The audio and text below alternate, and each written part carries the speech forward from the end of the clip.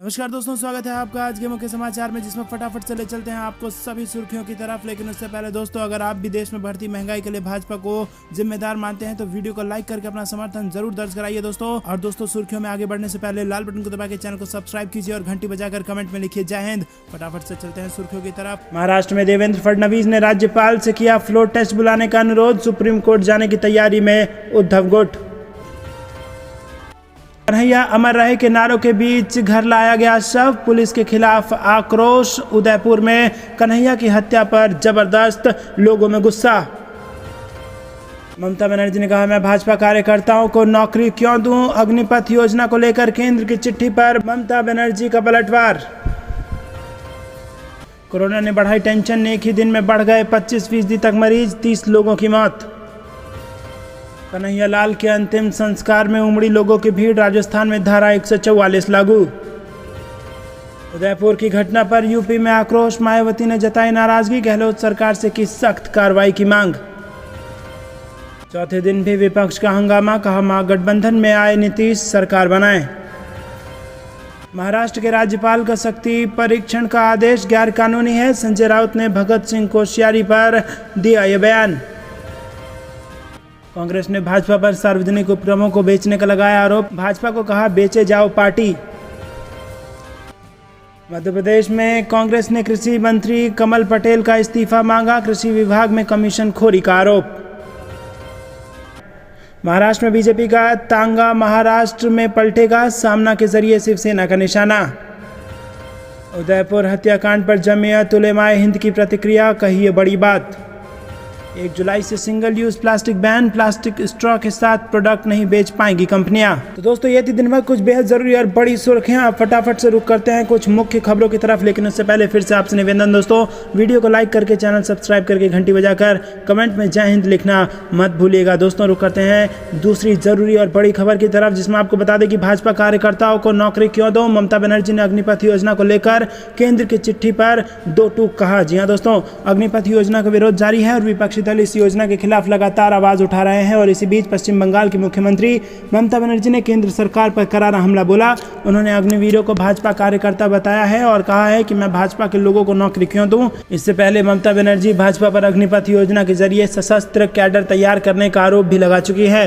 दरअसल सेना में 4 साल बाद सेवानिवृत्त होने वाले अग्निवीरों को कई राज्यों में नौकरी देने का ऐलान किया गया है और ऐसे में केंद्र की लगातार राज्यों से अपील कर रही है कि वो अपने यहाँ अग्निवीरों को प्राथमिकता दें। इसको लेकर केंद्र सरकार ने सभी राज्यों को चिट्ठी भी लिखी है। केंद्र की इसी चिट्ठी पर ममता बनर्जी ने हमला बोला है। एक कार्यक्रम के दौरान ममता बनर्जी ने कहा कि मुझे केंद्र की तरफ से एक पत्र मिला है और इसमें उन्होंने राज्य सरकार से अग्निवीरों को 4 साल बाद नौकरी देने की अपील की है। वो चाहते हैं कि मैं भाजपा कार्यकर्ताओं को नौकरी दूं, हमें ऐसा क्यों करना चाहिए। उन्होंने आगे कहा कि मेरी पहली प्राथमिकता यही है कि प्रदेश के युवाओं को नौकरी दी जाए। दोस्तों, रुक करते हैं अगली बड़ी खबर की तरफ। कोरोना ने बढ़ाई टेंशन, एक ही दिन में बढ़ गए 25% तक मरीज, 30 लोगों की गई जान। जी हाँ दोस्तों, देश में कोरोना संक्रमितों की संख्या में बढ़ोतरी ने एक बार फिर से लोगों की चिंता बढ़ा दी है। स्वास्थ्य मंत्रालय द्वारा जारी बुधवार के आंकड़ों के अनुसार बीते 24 घंटे में कोरोना के 14,506 नए मामले सामने आए हैं, जो कि कुल की तुलना में लगभग 25% ज़्यादा हैं।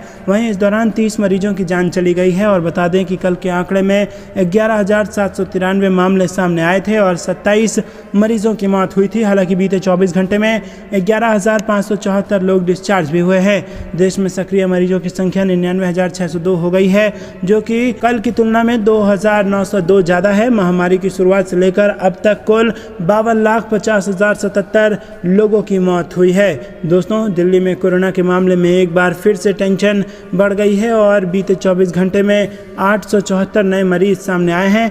रुक करते हैं अगली बड़ी खबर की तरफ, जिसमें आपको बता दें कि कन्हैया कुमार अमर रहे के नारों के बीच घर लाया गया शव, पुलिस के खिलाफ लोगों में आक्रोश। जी हाँ दोस्तों, आपको बता दें कि उदयपुर से ये बड़ी खबर आ रही है। उदयपुर में नुपुर शर्मा के समर्थन की वजह से कत्ल किए जाने वाले कन्हैया लाल का शव बुधवार को करीब 11 बजे घर पहुंचा।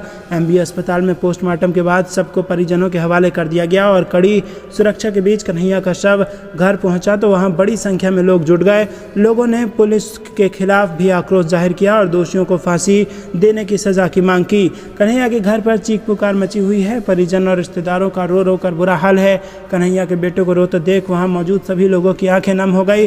घर के बाहर बड़ी संख्या में शहरवासी जुट गए।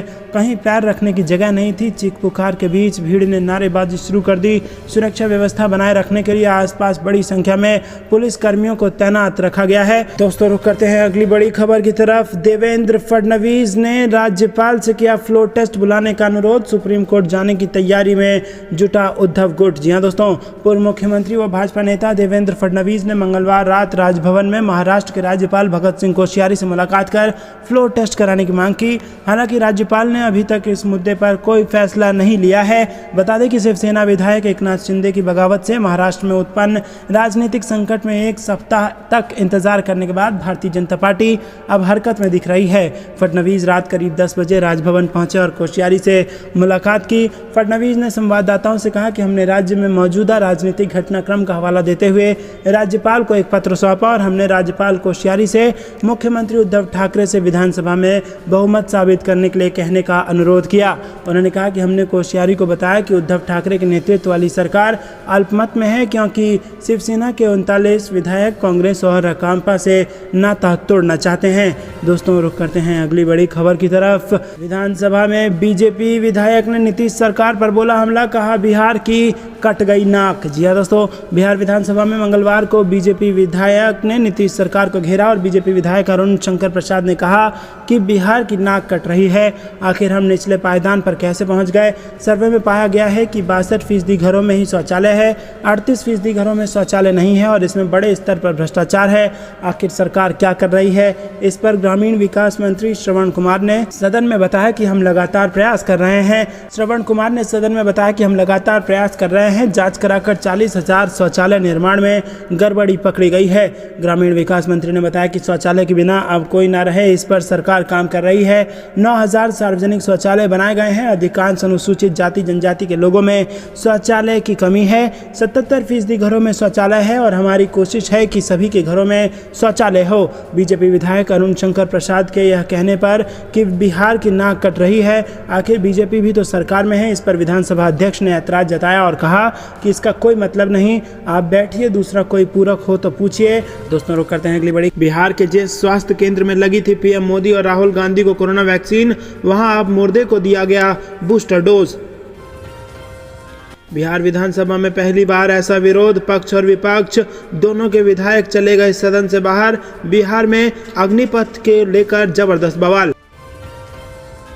महाराष्ट्र में साम दाम दंड भेद, उद्धव ने की भावुक अपील, विधायकों की ओर से आया ये ऐसा बयान।